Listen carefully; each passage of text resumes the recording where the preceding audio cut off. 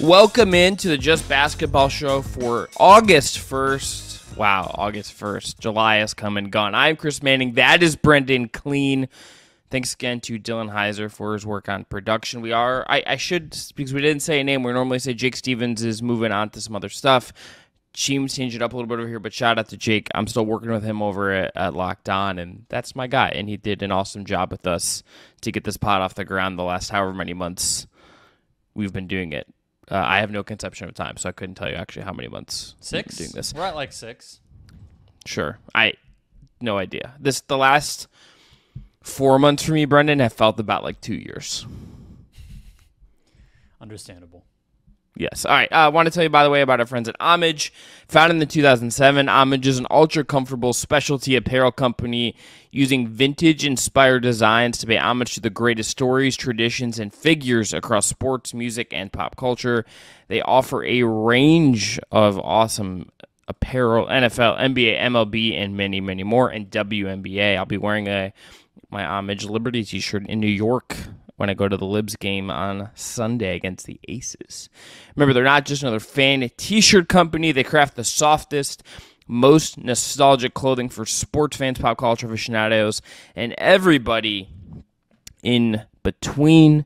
Click the link in the podcast description below, and some of the money from your purchase, because you're going to want to buy yourself or someone you love something, is going to come back to support the Just Basketball Show. So please go and do that. And remember, hit subscribe on the Just Basketball Fans YouTube channel and follow us on your podcast platform of choice.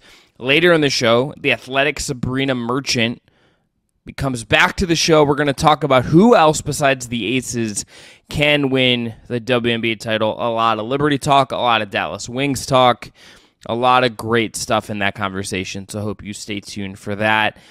Big thing on the NBA side there, though, Brendan, is this Damian Lillard memo. This is sent out to the league, all 30 teams, regarding the Damian Lillard trade request away from Portland and what the Heat comments about, and just kind of the whole chicanery going around this right now. The memo, according to reports, has made clear that comments from Lillard or his agent, Aaron Goodwin, who has been very active in trying to steer Dame to South Beach, could result in discipline from the league. It also stated that similar behavior from other players in the future could mean discipline for those players as well. You can find the memo in full at Bleach Report via Chris Haynes. Funny how Chris Haynes got his hands on that memo, Brendan. A lot of reporters had it, but yeah. It's just like that's the aggregation that I read, and that was just like connecting the dots. And I'm like, yes. When something gets sent out to all 30 teams, the league knows that it's going to be. But it's just, I just mean like the Dame part of it is funny on the Chris Haynes thing. Well, that's what I was getting at. Sure, I think. Okay, so what do you think of this memo? What do you make of this happening within this ongoing Dame saga? I don't really think it's that interesting within the Dame part of it. Honestly, I think it's more, to me, it tells us a lot about what the league cares about. It tells us a lot about what owners are worried about as these situations continue to pop up offseason after offseason. We had Ben Simmons with Philadelphia, which had a little bit of a different shape to it because of the mental and physical health parts of it, that he was claiming to be like actually unable to play, but that was ugly.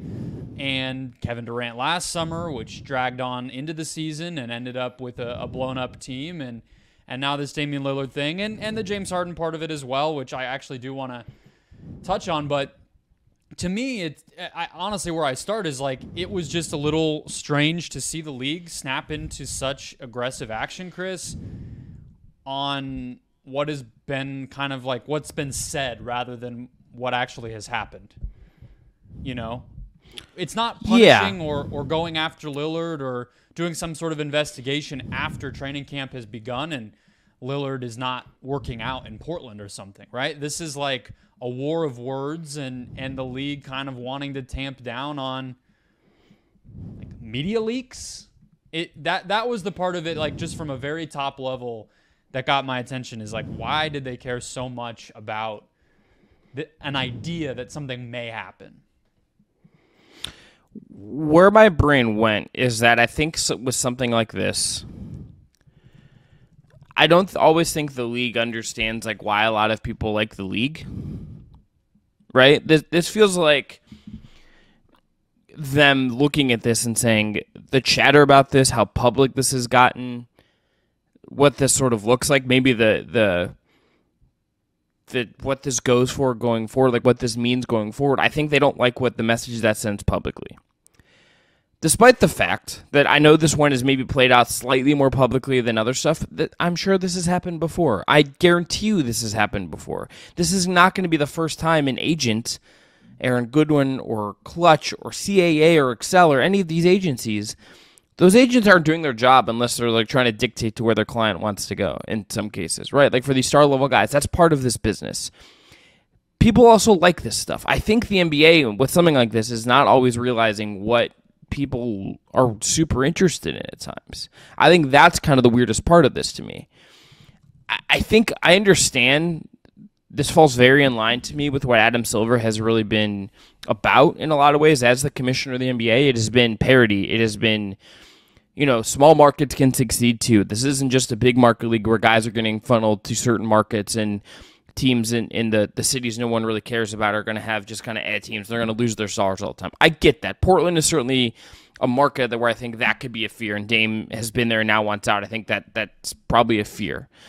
I also just don't understand like what this actually accomplishes when you think about what a lot of interest in the NBA seems to be and what drives a lot of talking about the NBA. I think that is what I don't totally get about this. I kind of understand wanting to not have this play out publicly because that falls very in line with what Adam Silver has been about. I just think this it's like at odds with what is driving a lot of the NBA's status in the American sports culture to me. Yeah, I think so. Our friend Wes Goldberg at Locked On Heat was making the point. Really good pod. Yeah, that they did, by the way. This memo is not anti-trade request. It actually doesn't really relate to the trade request itself whatsoever, much at all.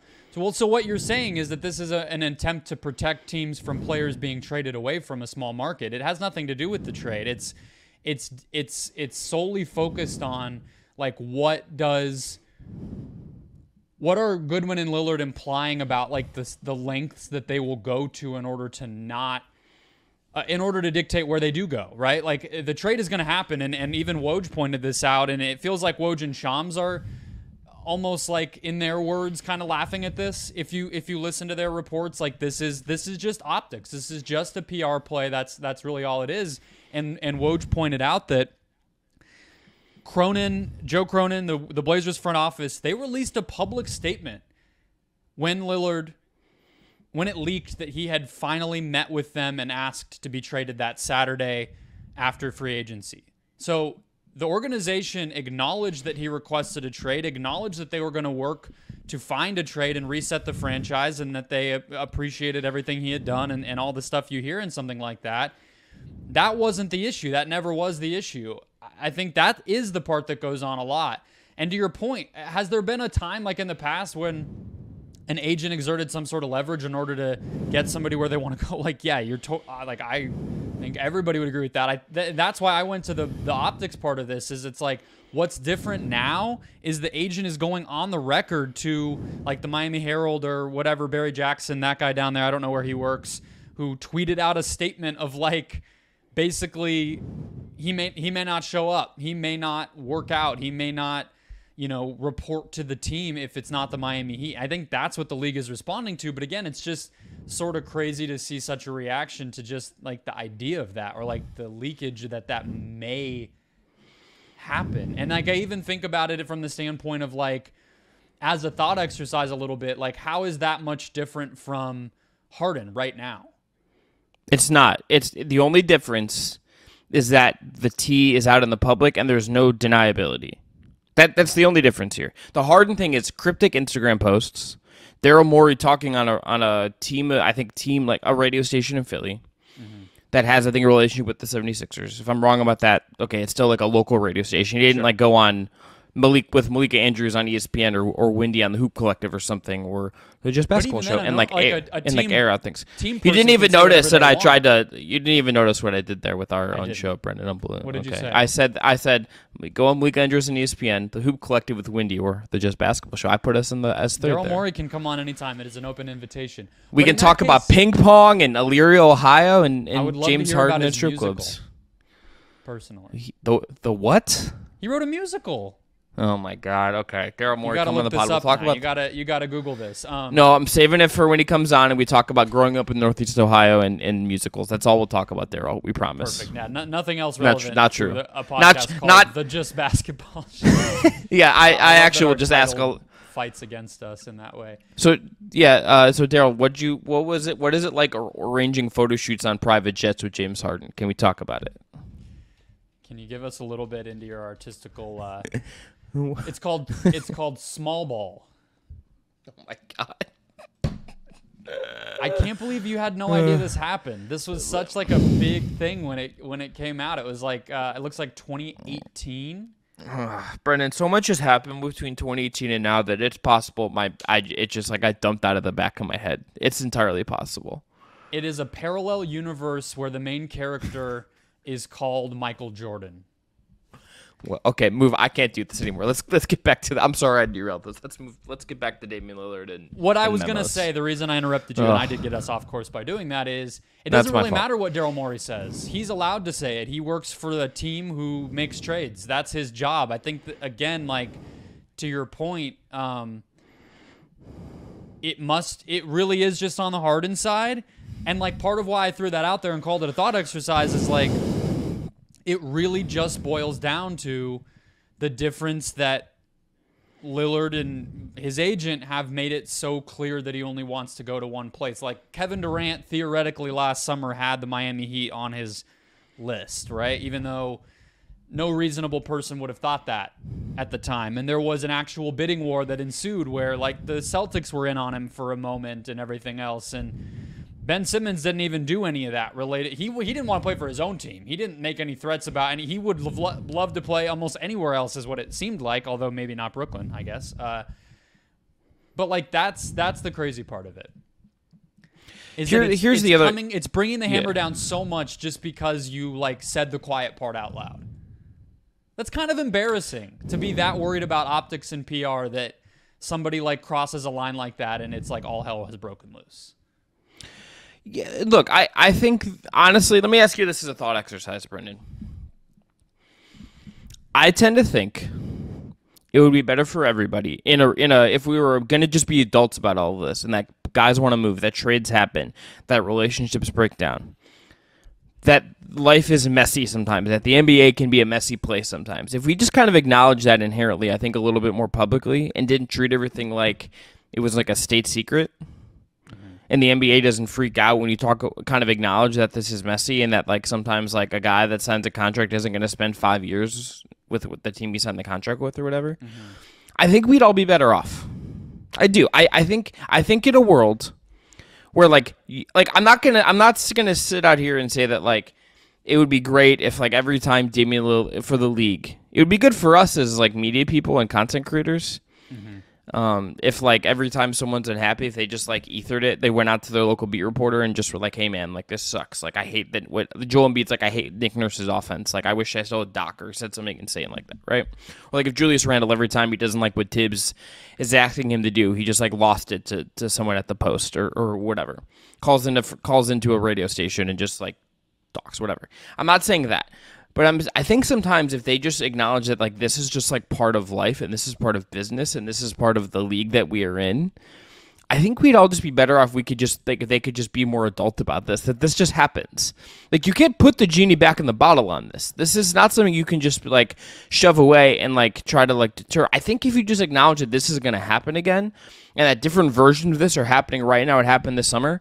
Like really, even beyond the Harden thing. There's not like a ton difference between that. Like, yes, he had a no trade clause, but like Bradley Beal got to like pick where he wanted to go, and they got to dictate the Wizards' plans. Damian Lillard's trying to do the same thing.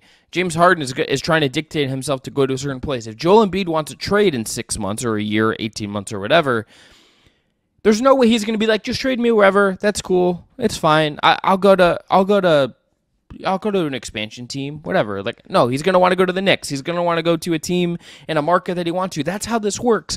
And I think acting like some of this isn't like trying to act like that isn't like part of how business is done. I think it's a little bit silly. I think it's a little bit backwards. I think it's a little bit childish. Yeah, but the league, like, that's what's crazy to me is the league is acknowledging that it works a certain way, and this. But it doesn't want it to work. Yeah, like, I think, but that's my point.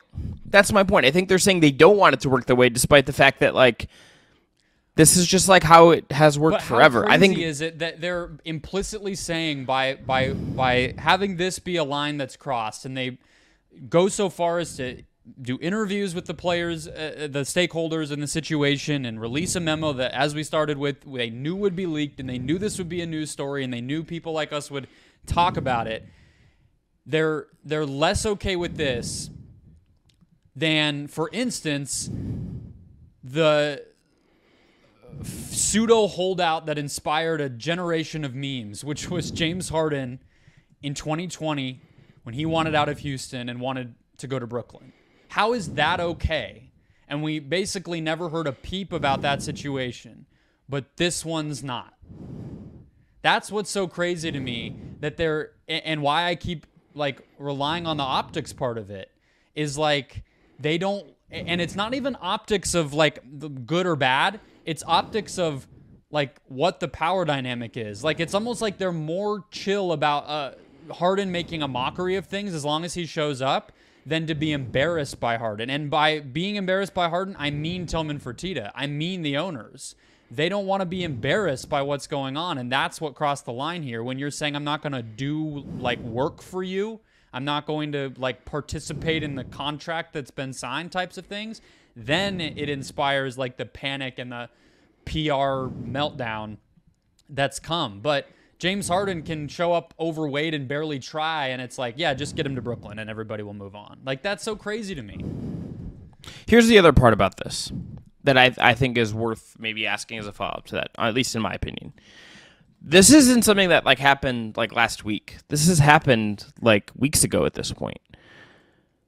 Mm-hmm. It's kind of interesting to me that like this is just coming out now, that they're just kind of talking about that now, right? Like, it's not like this happened over the weekend when Damian Lillard was at the Crawford Spence fight. It was like in a very public place and he didn't say anything there as far as I know. Like, this is weeks old at this point. We're in like it's by all accounts that trade demand is in a stalemate to some degree. Like that trade isn't a holding pattern. So why now? Is it like did it take that long to really get to the bottom of this? Like, did it? Like, I don't. That's the other part of this that doesn't make sense to me, Brendan.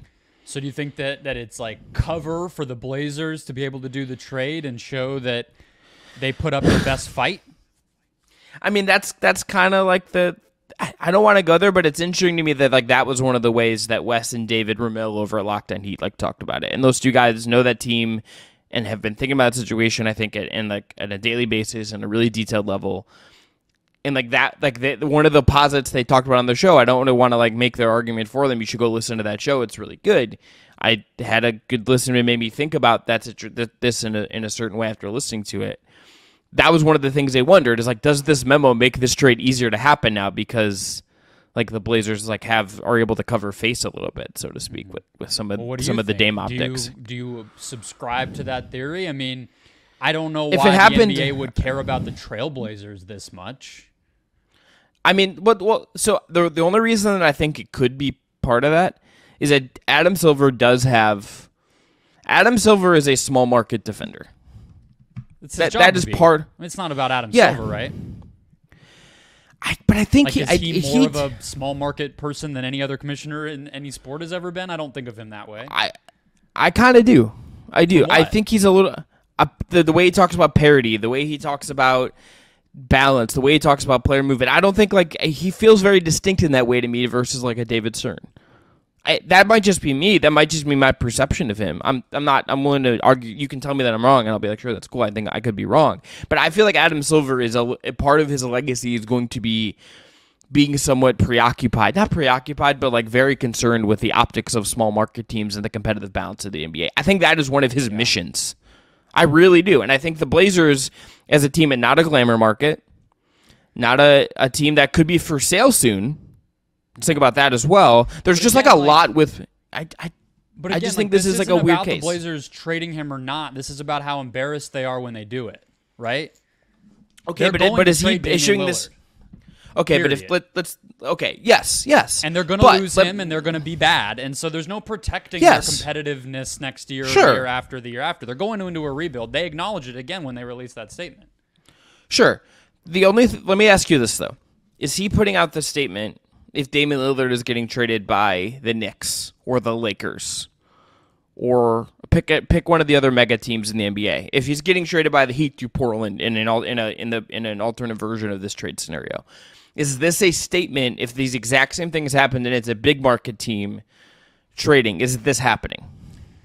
Well, so then you're getting into what I think the real concern is, right? Which is the protection that the Blazers need is to have it be seen that there are forces on their side to allow them to get the best return for Lillard. If they're going to trade him either way, then what Goodwin doing this and Lillard doing this, going so hard on offense does is it limits the likelihood that other teams will make a Godfather offer to get him, which means Portland has to deal with Tyler Hero and everything else, right? So I think that is probably where I can see the need for the protection or kind of defense to be played by the league if Portland can't play it themselves or whatever.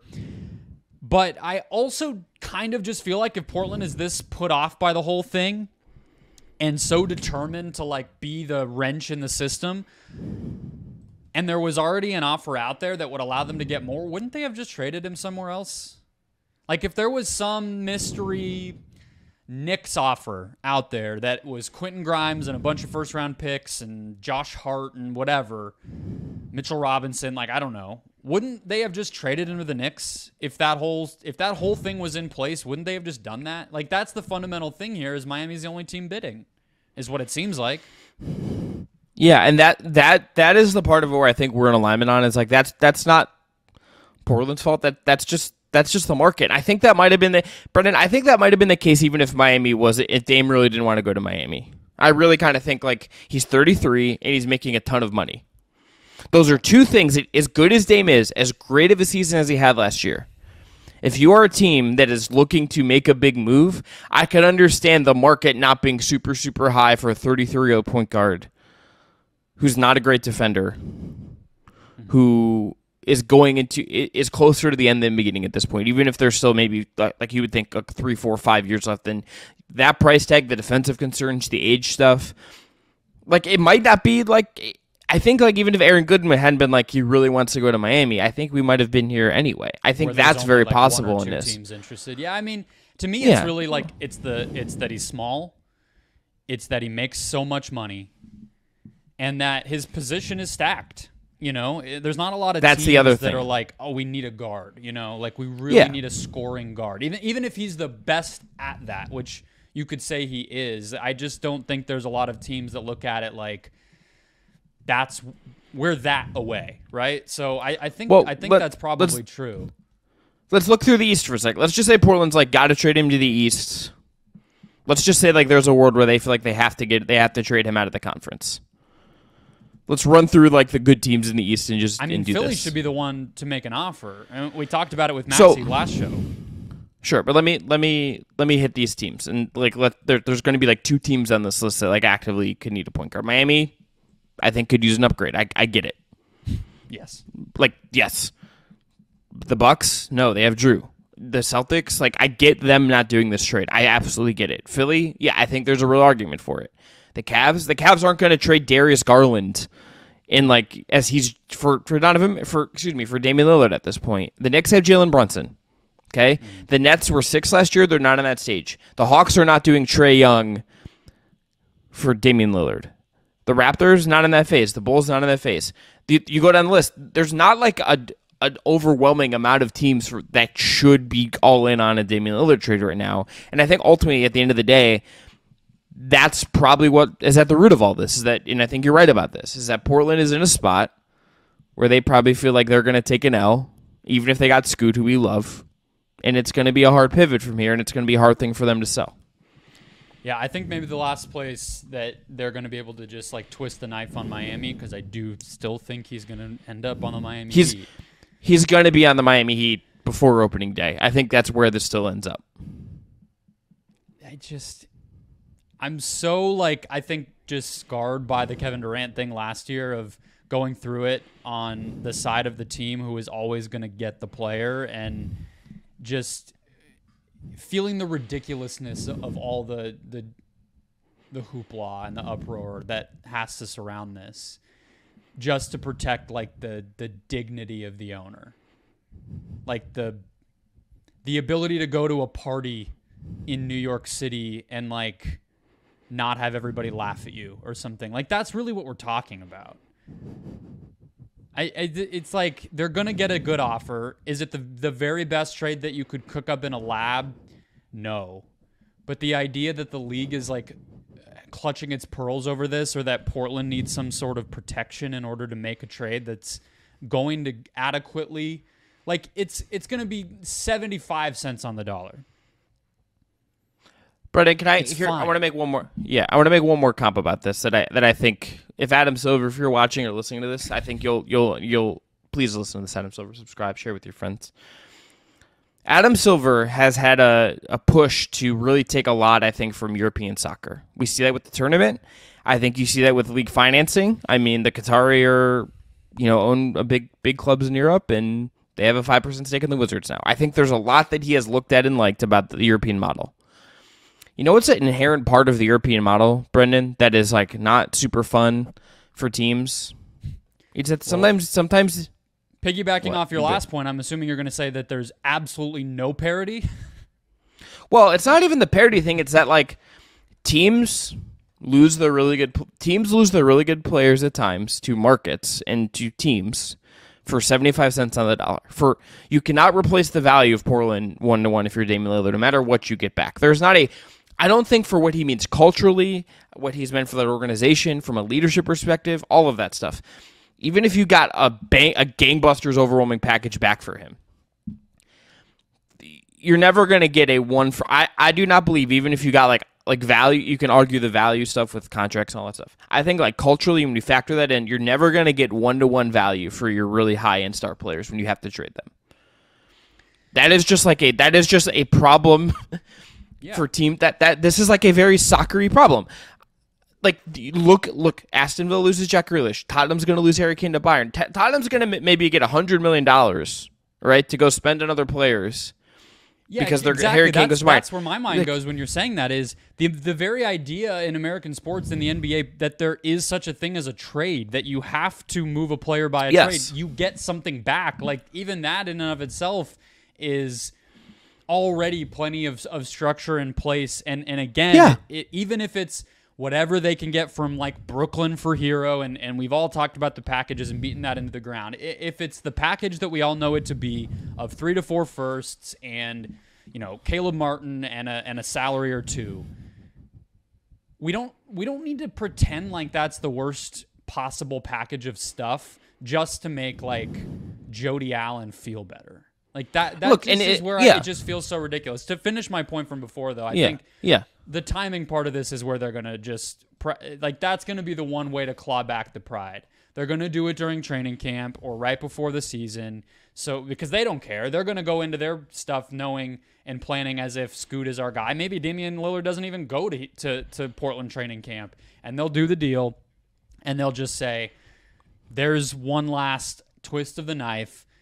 You don't get to integrate this guy the way you want to." Like, I think it's just going to be something petty like that that's going to be like the little bow on this whole saga. And then Portland fans and Portland executives are going to feel like they got something.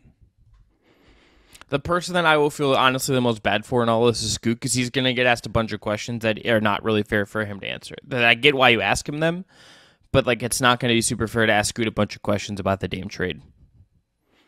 Like, that's when, like, I want the owner to talk. To the Trailblazers, right? Well, I mean, they don't want him to have to do that. They could say yes. tomorrow. Or they could, or if they want to like have someone take the fall in a way that doesn't always happen, throw Joe Cronin out there, put ownership out there. This is like a sports wide thing where it's like the people that aren't always like really responsible for these things have to like answer for them, and like I empathize with like Chauncey Billups are going to have to answer more questions about this than Joe Cronin and ownership, and that's a mistake. It'll be, team PR coordinator who makes like $70,000 a year having to go, guys, no questions about that. Scoot's done for the day. It's ridiculous. Yeah, and then it's all to protect what? Again, Jody Allen's pride or Joe Cronin's, little first year on the job. It's ridiculous. This gets back to my point. It's like actions. This gets back to my point, Brennan. Let's just be adults about this. This is part of life. This is part of business in the NBA. Let's acknowledge it, and I think it'll all be better for everyone. Honestly, we'd all be better off. Argument, right? I mean, it's like we get whipped around and treated like shit. So if we want to make it a little messy, just because the rules aren't in place that make it legal for us to do so, doesn't mean we don't have a right to do that as well. It's we don't watch. We also don't watch the NBA for ownership and the money they spend. We watch owners because of guys like Damian Lillard. If Damian Lillard wants to flex, I don't fucking care. That's fine.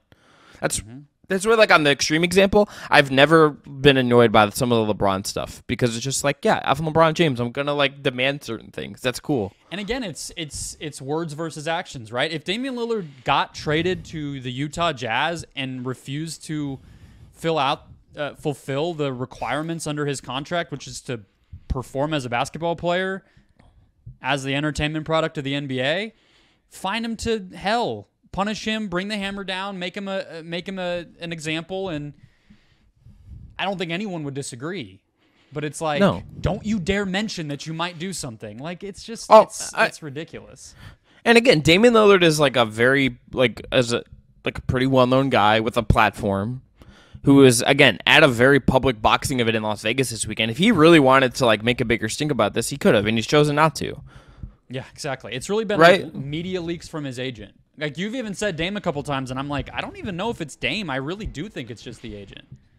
Yeah. So and that's like but like, which Dame had Dame more silly because it's not. I understand that's his representation, that they're like part and parcel, but it's not even like an actual player who represents a team, represents the league doing this. It's an agent who that's like kind of their job. Literally their job to get what their client wants and to maximize their situation. Don't say stuff that embarrasses the owners. That's what the memo should have said. 7 words or whatever that is. This could have been a shorter memo. This was the TLDR here. Could have been, it's like could have been an email for a meeting, but in this case, didn't even need to be an email. Okay, you're picking up what I was putting down. Could have been a text like, "Hey, group text, the owner's group text." Yeah. Or the PR team that has to like communicate these things to the owners, because like I'm just imagining. I don't know if Dan Gilbert and Matt Ishbia can be in the same group text. No, they probably blocked each other. The phones would malfunction or whatever. All their various phones, they blocked each and every one of them. And there's at least one that's got like that's gonna make the group text green. Oh, all there's gonna be one. Probably have Androids or like flip phones. Look, sometimes a flip phone sounds kind of nice. Not gonna lie. Sounds great. Just call me. Only call me. Honestly, big talk on the phone, guy. All right, that's it. We got a lot out of this Damian Lillard memo. I would very excited for the World Cup to come. We can get some more basketball stuff. I also just want this trade to get done, Brendan. That's where I'm at. I want this trade just to be done. We can talk about basketball next with Sabreena. We dive in deep on a bunch of stuff. You're setting up my segue. Coming up next, Sabreena Merchant from The Athletic. We're going to talk about the WNBA title picture. So stay tuned for more Just Basketball with Sabreena Merchant.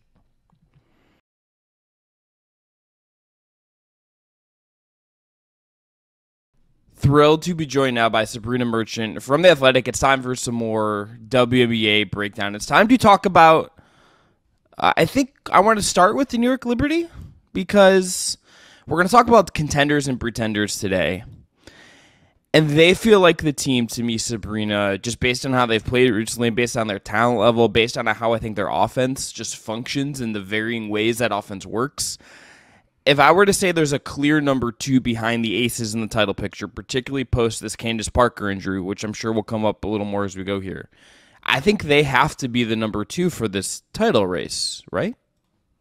Yeah, just talent-wise, I think it's pretty clear that New York has the best chance of eclipsing Vegas. I mean, we were talking about it all preseason, right? Like, you put 2 former MVPs together, Courtney Vandersloot, who, in my opinion, could have been a Finals MVP, and then you've got another All-Star in Sabreena, another All-Star Benai Jelani. Like, it's an embarrassment of riches offensively, and it's kind of surprising that it hasn't worked out better than it has so far.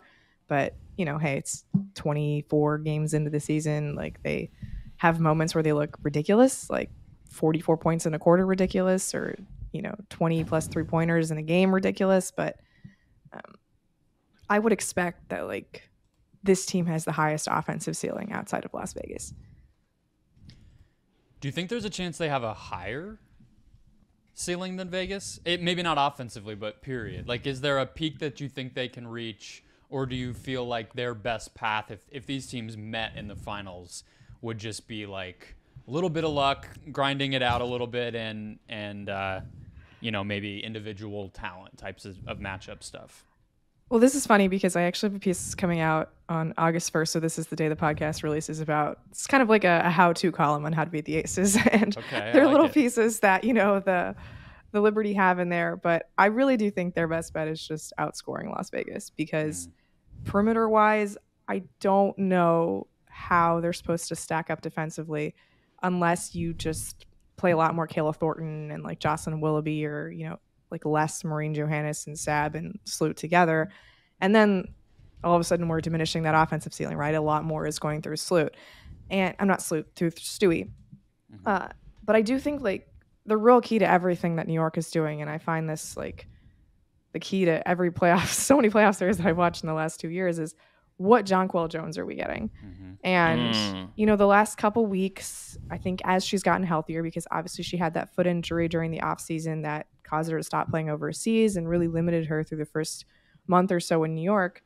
Like, are we getting aggressive Jonquel Jones, the one that demands the ball inside, regardless of the matchup, because she's going to be taller than basically whatever center she's going up against, unless that's Tierra McCowan or Brittany Griner. And let's face it, if you're playing Brittany Griner in the playoffs and you can't handle that matchup, like, something's gone incredibly wrong. Sorry, Brendan.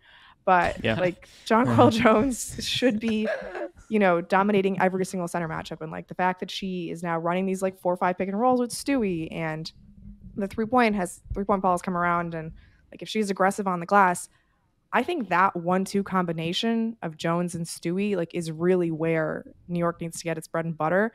And to me, like, it all comes down to that. Like, I don't think you're stopping Kelsey Plum, Chelsea Gray, and Jackie Young on any one given night. I don't think you're stopping like Asia Wilson. She's going to get hers. They're all going to get theirs. The thing is, like, Jonquel Jones is exactly the kind of physical specimen that should be able to give Asia Wilson some difficulty. Like, she can protect the rim, and she can kind of credibly stay with her, like, as Asia tries to drive from outside the paint. And then you have Stewie also, who's coming in and help and can also serve as a one-on-one defender. So, like, that combination, that tandem, on paper, if I were to design a defensive matchup for the Aces, like, that's the one. It just hasn't really come to fruition at all. Like, the 2 Liberty Aces games we've seen, the Aces have been able to do whatever they've wanted. And granted, one was a preseason game, and one of them was this ridiculous travel schedule where the Aces had been home for a week, and the Liberty came, you know, 2 days after playing Connecticut. So I get it, but like, that's what I wanted to see since the start of the season, is what do Stewie and JJ look like next to this Las Vegas front court? And it's a very different question now with Kia Stokes next to Asia Wilson instead of Candace Parker. Like, it's a lot less. I mean, it's a lot more on Asia Wilson, frankly. But like, when we watched them against the Storm in the playoffs last year, Kia Stokes was the starter. And the problem with the Storm was that, yeah, Stewie was getting the job done, and they had great, you know, individual defense on the wings with Jewel and Gabby. Just no real rim protection when Tina Charles was in the game. And now you have the rim protector with Jonquel Jones. And that should be able to do something. And I can't wait to actually see that realized. I hope we get to see it realized. I'm still not sure that that's enough to beat Las Vegas, because, again, 4 starters can go for 20 points in any given night. And then, oh, there's Alicia Clark off the bench. Like, what do you do with that? But at least there's a template, you know? Yeah. Brendan, you hit on this Jonquel Jones thing like months ago when we were talking about the Liberty, as her kind of, at times, feeling like a square peg in a round hole on what this team was. That feels like it has shifted some, right? Like, it shifted a little bit, it feels like. Even if it's not like everything is perfectly meshed. It's like there's something clearly there, I think Sabreena best outlined. I don't know if it was even fit. I just think she wasn't playing very well to start the season. She just, maybe it was the injury. I would say to what I noticed, it was even less like, oh, she can't move as well or something related to just the pain or whatever, but more just it felt like conditioning. It felt like, the effort level and the intensity level of just how she was protecting the rim, how she was attacking offensively, and then that was seeping into her confidence and everything else. It just looked like a player coming back from injury, I guess would be the easiest way to describe it. And I think it's a lot easier to make the case that that's all it was, because she has been so much better lately. I think, she won Player of the Week, I think last week or the week before. She had a couple of like big production games, and the 3-point shot, she's been letting it fly more. She's at 14 and 9 in July with like 60, 40, 90 shooting splits. So she has looked much more like herself. I thought defensively, the game that they just played against the Sparks, she looked really good. I think that part has come around. I think Sabreena Ionescu has adjusted her game a lot, and that was one of the through lines. I wrote about it for Dime early in the season, that she felt like the player, the kind of hinge piece who was going to have to do different stuff compared to what she did last year, maybe more than anyone else was going to have to. And obviously she's having one of the best 3-point shooting seasons we've seen. So that is going according to plan. I had this in my notes actually, and it's funny that we ended up here so quickly. I have 3, my Google Doc, you're allowed to use those little star bullet points. I have a case for them beating the Aces, and I have 3 star bullet points. Can I go through my list? Let's do it. All right. So it was it's exactly what you said, Sabreena. I mean, they're all offensive related.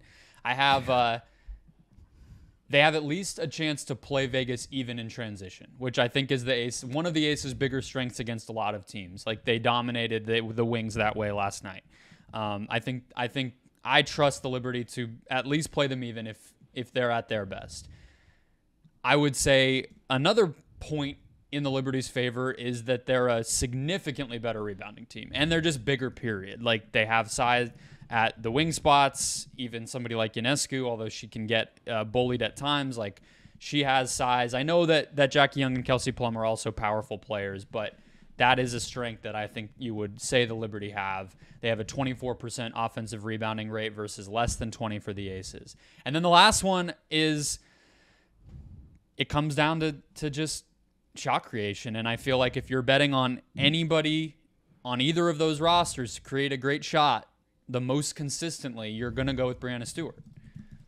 So that's where I'm at right now. And I feel a lot better about the Liberty, period, and just how they might stack up against Vegas than I did at any point in the first couple months of the year. The beauty of this is that we get this on Sunday. It's perfect. We get this in less. We get this in less than a week.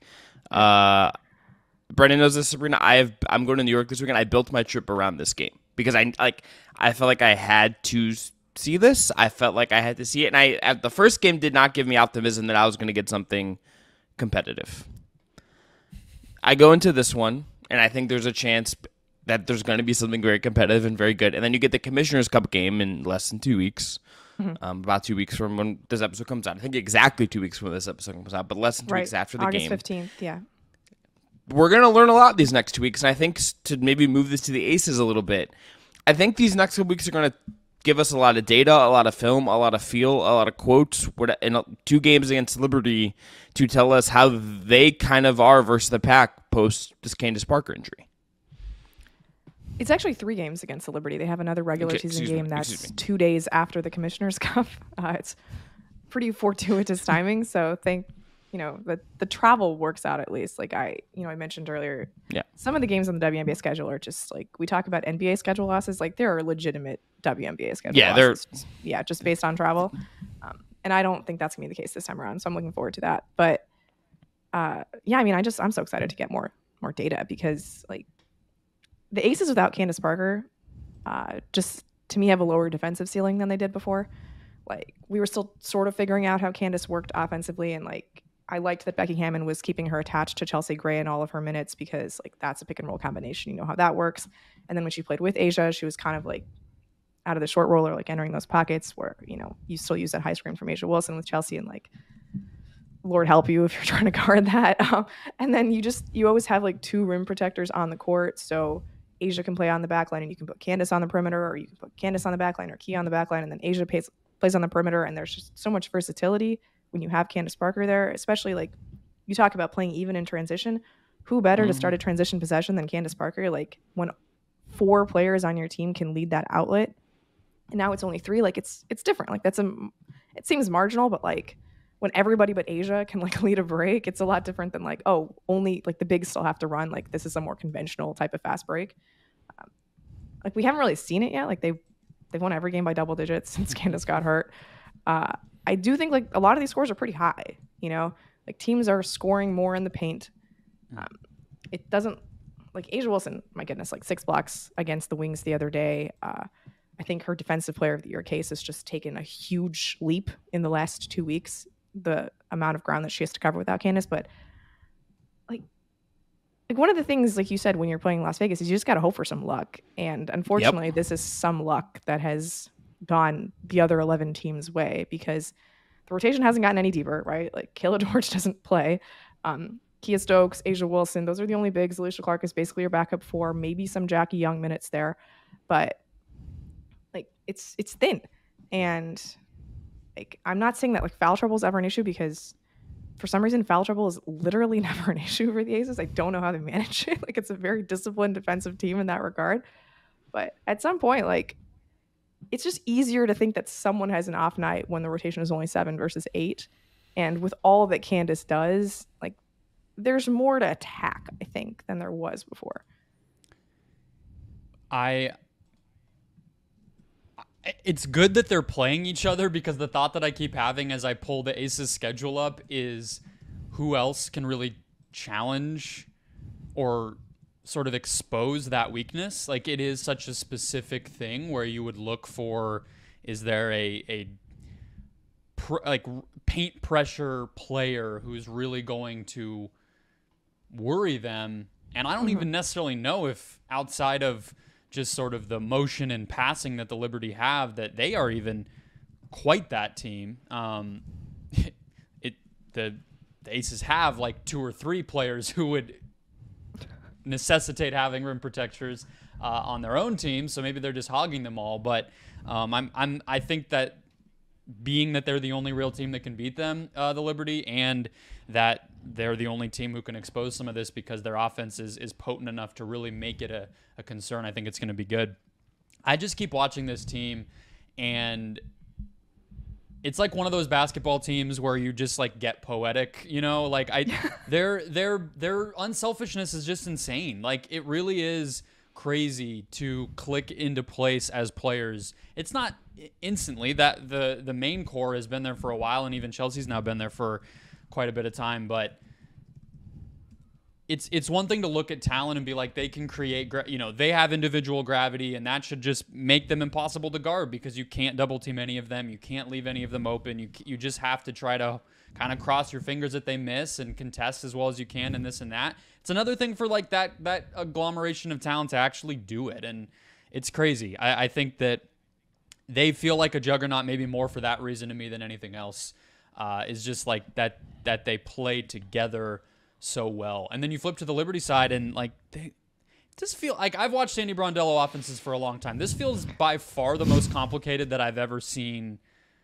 Like, and they're executing it. They're good. They really have explosive scoring nights a lot of the time. But sometimes I'm like, the amount of action going on in the half court is just absolutely insane. Like it's such a collision of styles in that way, where it's like, on the one hand, not to say the Aces don't run anything, but they just use the sheer power and unselfishness and ability. And then on the other hand, it's like scurrying like rodents, you know what I mean, in a half court. It's weird. But I think the collision and all that stuff is going to make it a really fun matchup. I was going to ask you guys to make it a little lighter for a moment here. Watching these games on Prime Video, which is what 2 of the 3 of these matchups are going to be on. 2 of the 3? Oh, dear. Yeah. The creepiest commercials that I think humanity has ever created. Like an iron, I think, is one that I saw. Just like the experience of watching sports on Amazon and having to just sit there while they try to brainwash you to buy their creepy, weird, bizarre, like no off-brand products. I have to admit, it's going to make the experience worse. It's very bizarre. I will say that watching games on Amazon this season is the only reason that I started watching Jury Duty on Amazon Prime. Show, worth it. And that definitely was worth it. So, if like something else like that comes up during my Amazon Prime viewing experience. Don't let them hear you say that, Sabreena. I think they're going to think that it's working on us, and they're going to want to put more sports on. And as long as we don't have that ridiculous like crash test dummy animation thing that they had during the first Commissioner's Cup. Do you remember that during the Seattle Connecticut game? Oh my God, no. Yeah, Chris. You know it's on my pantheon of like basketball related things that give me horror stories. It's like up there with like Pierre the Pelican.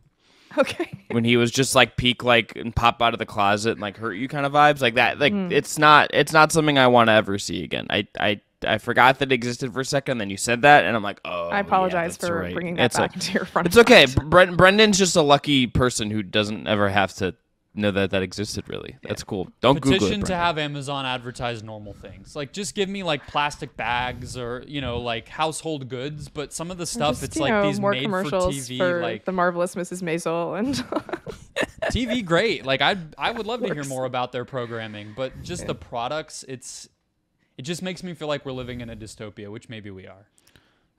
Yeah. I have bad news for you, Brendan.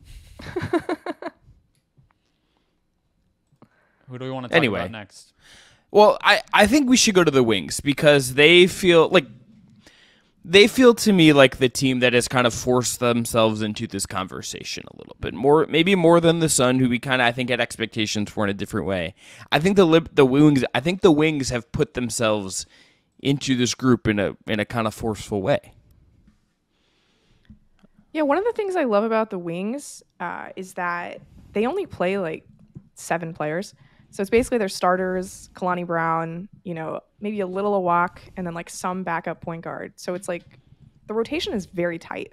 And I think one of the things when you're playing Las Vegas is they don't have any lulls, right? Either Asia or Chelsea, plus Kelsey and Jackie is on the court at all times. Like you've got 2 all-stars on the court for 40 minutes. And you can't afford any downtime in your rotation when you're playing Vegas. And so I think like that's one of the things that worked for Connecticut last year was, Kurt Miller notoriously played really tight rotation in Connecticut.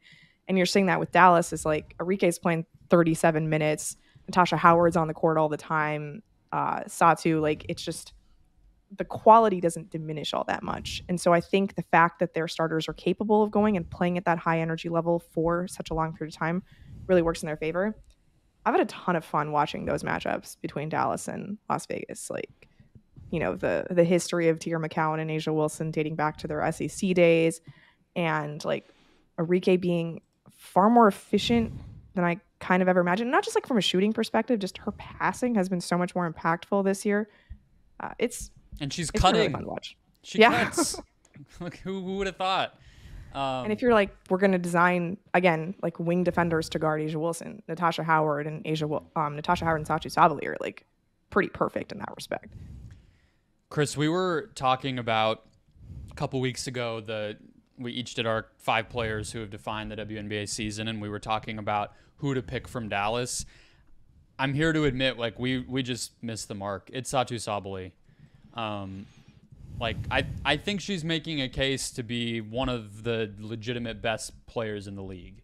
She's 7th in win shares. She's one of only 3 non-aces to be in that top 7 too. So if you kind of like consolidate the aces into one person, she's 4th or whatever you want to do there. And I just like, speaking of who she guards, like this week they played the Liberty recently they played the Liberty and the Aces. She guarded Stewie and then Kelsey Plum. Like, who even can get that assignment, let alone, like, do a decent job at it? She had a double-digit assist game the other day where she just looked like one of the best, like, live ball passers that you have watched this year, just, like, picking out cutters and, getting the ball up the floor in transition and all these different things combined with the scoring and shooting that, we knew she was bringing with her from Oregon. I think the 3 of us talked about her at the beginning of the year as a potential breakout player, and we were like, well, if she stays healthy, that's the big if, and I guess this is what happens when she figures it all out and is able to stay on the court. Like, the talent's always been there. Like, she is maybe the most unheralded is a better way to put it, but I do think like by the end of the season we might think of her as kind of a no-brainer, like top 5 player in the league. Well, I think the health part of it is the biggest thing. I mean, I feel like the health part of it, we take that for granted sometimes, that sometimes like health can really derail you and health can really change the trajectory of careers. I mean, we've seen that both in the WNBA in a lot of cases. You've seen it in the NBA in a lot of cases. She could have been someone, I think, easily if things had just broken a little bit differently, whatever it is. And I don't, I haven't seen, you guys may have seen something I hadn't, but like I haven't seen like a quote or like a detailing of her, like, did she do something different? I feel like we're missing like the explanation that we sometimes get with NBA guys when they're like, yes, I did XYZ and I didn't stay healthy. Or like there was all this stuff with Clay last year, right? Where he's like, I didn't play pickup for a whole summer, right? Like, what did she do? Which seems insane, by the way. I just want to, for the record, that seems like an insane thing to do if your job is to play professional basketball, to not play pickup for an entire summer. But her path to being healthy and being the best player in this team, getting a triple-double, and being at the forefront of a team that, when you look at their profile and how they play, I bet you they're really annoying to play. I believe first in the league in second chance points and first in the league in fast break points. Mm-hmm. You know how annoying that must be? Like, you don't get, that is like the recipe for a team that is never going to let you chill. There is no like, we could sit in a half-court defense and like, it's fine for a minute. They're constantly pushing you in these two ways, and she's very much at the front of it. Well, and in terms of getting lucky or kind of getting the margins to go your way, they control the possession game, right? Because they're going to get a ton of offensive rebounds and they're going to be dominant in transition. So, I mean, even if the physical stuff, you can like deal with that, it's also just like legitimately a more difficult style of basketball to deal with. You're not going to get easy advantages against that team in the same way that you might other younger teams or, less talented, less deep teams, which you could say about different points of their roster. Like, they don't have a typical like starting caliber point guard. They don't have the depth as Sabreena referenced, but they're going to own these categories of the game and just make you kind of respond to that. And I even think you saw the Aces in the game last night. Like, they were much more aware of and like game planning against Tierra McCowan than they did the first time when she really kind of owned them and helped those games be so close. They were bringing her out of the paint intentionally. They were letting Asia be a playmaker more and all these different things. So I think even just that, it kind of indicates it. But what chance do you give them, Sabreena, to actually do this and be a tough out in the playoffs against these two top teams, or maybe even beat them? I'm going to give them a 0 chance of beating the Aces. I apologize if that's too harsh, but I mean, one thing we haven't talked about is like just coaching. Like Becky Hammon, admittedly only her second year as a head coach, but I think we learned last year is pretty capable of pushing the right buttons down the stretch, and we just don't know if LT is that yet. Like, they did win a 2-point game against Las Vegas earlier this season, but like until we know what she looks like in the playoffs, I'm going to give that advantage to Hammon. As far as the Liberty, you mentioned the possession game. The Wings had a game against New York where they committed 2 turnovers. Like, that's unbelievable. And that kind of points to a problem with New York. Like, I don't trust them to always make plays defensively. And yeah, I get it. Like, sometimes they're raining threes and you just can't keep up with it math-wise. Like that Sparks game on Sunday, if 2s were worth as many as 3s, like the Sparks would be right in it, but they were just not even close. I think that possession game kind of does make some things interesting for Dallas in terms of a Liberty matchup, because New York is a little bit more careless with the ball. And that's, part and parcel with them passing all the time. Like, they lead the league in assists. That's going to result in some turnovers. But, just like physically, like Jonquel Jones doesn't have that size matchup against Tierra McCowan, and Satu Sabli, Natasha Howard can do some things against Brianna Stewart.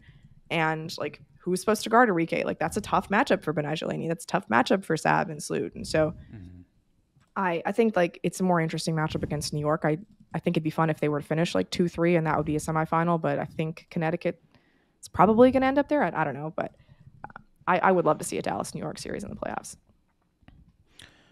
And on the Sun, would you put them, Sabreena, above or below the Wings in your hierarchy? If the Wings are at 0% chance of beating the Aces, are the Sun also at 0, or are they above 0? See, what's interesting is I think the Sun on balance are better than the Wings. Like if the Sun were to play the Wings, I think I might take the Sun in that matchup, but I think the Sun have like zero chance of beating New York. Whereas Dallas, like give me like 33% chance right now. I just don't see it happening with Connecticut because they've never been able to figure out Stewie, just ever. And like for all of Liz Thomas's gifts as a defender, it's never quite worked out. Like Stewie just defies all of that. So it's weird because like I was, I think everybody was riding this real Wings high, after they'd beaten the Liberty and they'd beaten the Aces and they were on this like 5-game winning streak. And then Connecticut just goes into Dallas and DeWanna Bronner's like, F that. And like, I can still do this. And like that matchup, I think kind of favors Connecticut because they really live in that muck and that physicality, but I just don't think that works against New York in the same way. Yeah, it just to me feels like the Sun are, and I don't even, it's going to sound obvious to say they're one piece away, right? They're one like Bree Jones, consistent scoring threat. Yeah, exactly. And that's why it's going to sound obvious, but I don't even necessarily know. I might have still felt that way if she hadn't gone down. Like maybe I should say one more perimeter scoring threat, right? And like they have some options between DeJounte and Ty Harris and whatnot. And obviously Tiff Hayes has been a nice addition for them, but they just that would be it where I could just see games against the Aces or the Liberty both where it's close for 3 quarters and then ends up being a 12-point loss, something like that. Like when it really kind of the chips are on the table, the rotations are shortened and players are at their best, and those schedule losses aren't so much of a factor. I have liked watching Connecticut more this year. I feel like they're kind of rebalancing in a better way, and they aren't. Maybe it's just the staleness of you watch something for so long. That might be a personal preference more than what it actually has to do with them beating the other teams. But yeah, I just find them, even against inferior teams, I'm like, it just like one shooter, would go such a long way. Somebody who could just put up 5 threes a game and make a bunch of them would just really help this team. And they're in the first year of what's kind of a reset, so that's fine. But I don't think they have that kind of like high ceiling or certain areas where they're going to dominate in the same way that I would say the Wings do, or even like Minnesota, who's your number 2 on your power rankings this week, Sabreena. Like some teams where you're just like they're gonna mess with stuff in a way that's gonna give them a chance, or the Dream with their shooting potentially could like I just don't see that with Connecticut. That's kind of basic analysis, but that's where I come away watching them. I do feel like Bonner is single-handedly trying to be that extra shooter, just like her and another one. She's like, let me just double how many I'm taking, and that'll be the extra. I will say, I underestimated how good she could still be this year. Just her ability to get to the line, too, and defensively, she's been so much more effective than I thought she was capable of. Like, she was fronting Tiara McCowan the other day. Like, that's insane to put up 32 points on one end and then, like, basically be a center defender on the biggest big in the WNBA. Like, can't give enough credit to what Bonner's doing this year. Like, she's going to make that. Like, I've kind of had Alyssa Thomas as my MVP for most of the season. It's the last week has made me really consider if Asia Wilson is number 1 on that list now. But like all W wise, I got to figure out what to do with Bonner. Yeah, I like it. So why did let me ask this as a way to kind of maybe wrap this up. Why are the Lynx not on this list? Okay, so the power rankings wise, I mean, frankly, I was just trying to have some fun this week. Like which I respect. That's the way to do it. They won every game this week, right? They beat the Liberty and the Sun on the road, both like very well executed games down the stretch, which to me is somehow even more impressive than like if they had just routed them the whole way and neither team had put up much of a comeback. Admittedly, New York was without Sloot on a back-to-back, but like a home back-to-back, I just don't give as much credence to. Like if you're still in New York sleeping on your own beds, do better, But like, Agreed. There's just so many individual pieces I really like on Minnesota. And, talking about coaching, I have a ton of faith in Cheryl Reeve to push the right buttons, except for starting the season with the correct starting point guard. But like, we're past that point, so it's good. It's not a problem. Like you've got Fee, who's an MVP candidate, that they're winning without her. I still don't really understand. I feel like these teams must have underestimated them, but putting her back into what they're doing, like only raises the level because she's like I always say about Fee, if she were 2 inches taller, she'd be Stewie. And like, she's just capable of doing so many things on the court. She's just not a ridiculous physical specimen like Stewie is. You've got Diamond Miller, who is just overflowing with confidence. Like, I love how she attacks just every part of the court. And taking pull-up threes, like, she's, oh my God. The three Damian that she Lillard took against New York at the end, like, that was wild. They've got enough shooting. Like, Kayla McBride's been playing really well recently, just unconscious against those last two opponents. When Banham comes back, that obviously offers another opportunity in terms of spacing. And then, like, their bigs, I remain a huge Jessica Shepard fan, even though she's like been very limited in terms of how much she's been able to play in her WNBA career. She's just so freaking physical. And when you talk about being an annoying person to play against, Shep has got to be like top 5 on that list. She just makes it so uncomfortable to guard her or to be guarded by her. And she, controls the glass really well. She's just really smart in terms of how she positions herself, like for high lows and things. I just like so many of the things that they have going on, and like they're playing really well. And I just wanted to recognize that. I don't know that this is like sustainable, because again, this is a stretch that has occurred without Nafisa Collier. And when Nafisa Collier plays, they're basically a tire fire when she's on the bench. So I don't know how to reconcile those two things. But yeah, like I don't want to ever think of a team in terms of how would they match up against Las Vegas, and like that's the ultimate barometer of how good they are, because it's just an unfair standard to be held against, right? But I do think that you put Minnesota right now against any other team in the league, and like I could see them winning. Yeah, I'm excited. I hate to kind of like count them out so soon. I just don't think they have the talent to really like, make a deep run. But I do feel like you just look at, I pulled up their cap sheet. They don't have a lot of players under contract next year outside of Collier and Diamond Miller. And a couple others. It's a good start. Exactly. And Jessica, very good start. Mentioned and everything. So it's like you start there, and that is a place people want to play. That is an organization that's been invested in.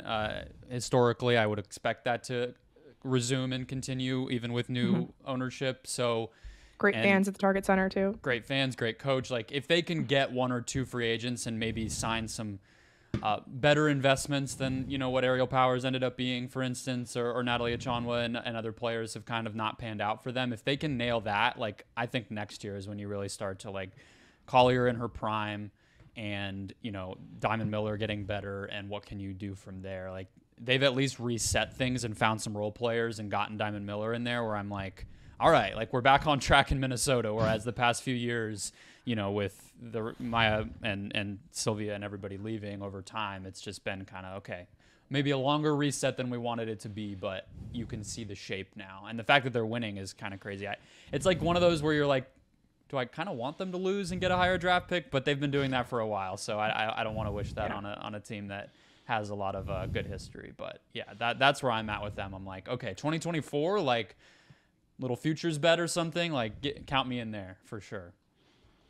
Let's end on the odds. Here's the odds as of right now, according to our friends at BetMGM, for WNBA Finals winner. Aces minus 350. Jesus. Liberty plus 2. Yeah, it's like, yes, they're still very good. Like, we're talking ourselves into some of this to some degree because that team is still ridiculous. Liberty plus 275. The Sun are plus 2,500. The Wings are plus 2,500. Mystics plus 8,000. Dream Sky Lynx all plus 15,000. Sparks plus 20,000, and then we're into a bunch of teams that have even higher odds than Los Angeles Sparks. Your money, friends. Some of those, I hope nobody would even look twice at. I mean, Brendan, $10 on the Phoenix Mercury at plus 50,000. $5,000 return. More even power $10 to on the whoever Wings does that. seems like a decent bet right now. Yeah, I mean, look, if I were gonna go today just to be frisky among the three here, I think I would go Liberty. I think if I was gonna go today, I'm just gonna feel frisky and say, give me Breanna Stewart. I mean, that's the one you can make. Well, that's the one you can make money on if you're doing this for gambling they also purposes. Have to play somebody in the finals. You know what I mean? Like once you're there, things can happen. Right. So it does kind of feel like those are a little out of whack. Like if you compare that to what the series price would be when the finals actually start, I'm sure it's more. Closer to even. Yeah, it's going to be closer by that point. So now is a great time to do it. Sounds like. But even independent of a betting sense, I think if I was going to go today, I think I would feel frisky and just pick the Liberty. If I was going to do that today, and I had to lock in my pick and pen. I think I'm feeling frisky enough that I'm going to go Chris, Liberty and then probably regret this. To be a Liberty fan this weekend because you will be at a home game, and you're just trying to, get in the vibe, get in the mood. I feel like that's what's happening. Yeah, we're going with our Den of Geek friend. I'm going with my Den of Geek friend Chris Longo, and I also, Brendan, am used to, as a Tottenham Hotspur fan, as a Cleveland sports fan, I'm used to setting myself up for pain. So that's really just what I'm doing here. Love it. Would you go ace? Would you guys go aces if you had to pick today? Like, who's going to actually win it? Is it still the aces? I think you have to. Yeah. Okay. Well, I'm just throwing darts. You're just a content king. We got Sabreena putting the Lynx at 2 in the power rankings. We got you making an upset pick in the finals. Like, and you're out here doing nothing for Diana Taurasi in the late stages of his career. It's unbelievable from you, Brendan. Like, what are we doing? Yeah. Sorry to everybody in Phoenix. Yeah. Another Sabreena, moment that might happen on ahead. Amazon Prime Video is Diana Taurasi hitting 10,000 points this week. Yeah, we should plug that for sure. Read that. We can put it in the description and whatnot too. The 10, what is it? 10 for 10,000? Is that what it's called? The something like that. Just like 10 stories of people who have had to guard Diana Taurasi over the last 20 years of her WNBA career, and what that looks like en route to 10,000 points. Coming after she smacked Marina Mabrey in the face. Just a really perfect day. It wouldn't be a Taurasi day without that, honestly. No. I don't even think Marina made a big deal of it. I don't even think she realized. Like, the slow-mo video that's going around, it's like, did she even get mad or register what was happening? It doesn't seem like it, and everybody is now getting very angry on the internet, which is having how spent this some stuff time works. around Marina, I can guarantee you she has slapped someone on a basketball court, too. Probably. Who among us? Not me. Honestly, it's really like it's like a passing of the torch from Diana to Marina. True. It is. It's a slapping of the torch. A slapping of the torch. It should be on that should be on a t-shirt, honestly. I'd wear it. Yeah. I would too. Someone make that and then send it to Sabreena, Brendan, and I. We would love that. All right, let's end there. Just basketball show. Thanks so much to Sabreena for coming on. Sabreena, you've plugged a couple things. Any final things you want to plug for either you're doing at The Athletic right now or anything else that we should be looking forward to at The Athletic before we get out of here?